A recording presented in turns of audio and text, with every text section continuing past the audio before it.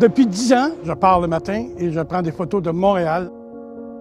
Je dois avoir, au bas mot, 15 à 25 000 photos sur Internet de Montréal. Et combien du quartier ici? Ici, je dois avoir un minimum 600 ou 700 photos. L'idée de Maisonneuve, c'était extraordinaire. On voulait faire les Champs-Élysées de Montréal. C'était vraiment quelque chose qui se voulait une belle ville. La Fermière est encore à toute une valeur symbolique. C'est bizarre parce que dans la ville la plus riche qui se voulait la plus riche, on a rendu hommage à la ruralité. C'est ça que j'aime ici. Le beau côtoie le laid. Pour quelqu'un qui aime se nourrir, bien s'alimenter, le quartier est maintenant extraordinaire.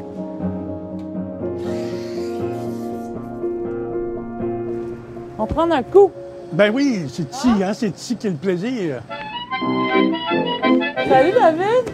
Ah, c'est quoi ça, le Biérologue? Le Biérologue, c'est une boutique de quartier. On est spécialisé vraiment en produits locaux. Ici, on sent qu'on habite un peu l'histoire. Magasin général de quartier qu'on voulait faire revivre. D'ailleurs, à l'entrée, il y a un petit truc sur la Bolduc.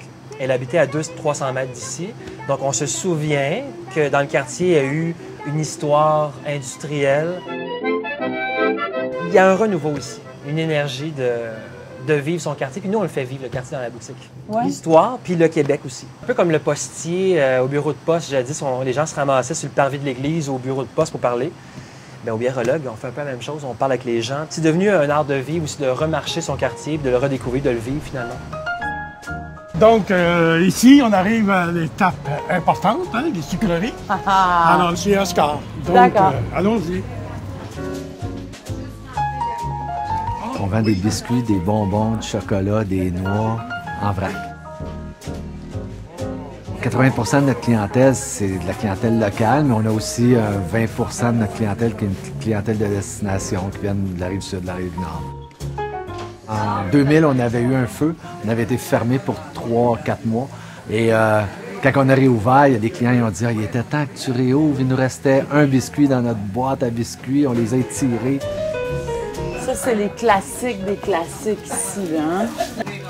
Voilà. Ça, c'est-tu des vrais whippets ou c'est des whippets que vous faites dedans? Aux fraises! Voilà une visite qui se termine bien. Hein? Hein?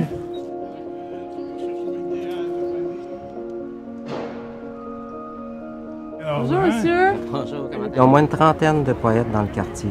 Et puis, quand Pierre Larivière, qui est directeur, a eu l'idée de ce projet-là, il a fait un appel aux gens de la rue, aux poètes, à des animateurs du quartier et aussi à des gens de la Maison de la Culture.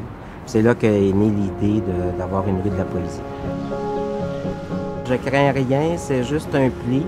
C'est un petit pli qui dit rien, une poux qui se demande dans le fond comment ça finira. Oh, rien de bien grave, ce petit pli, je le crains pas.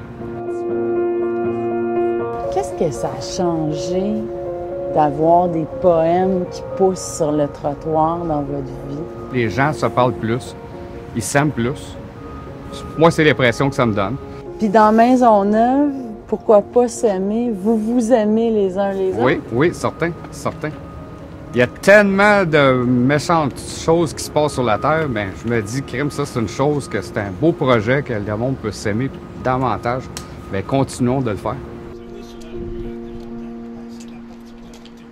De sa poésie, la mise en valeur de la poésie.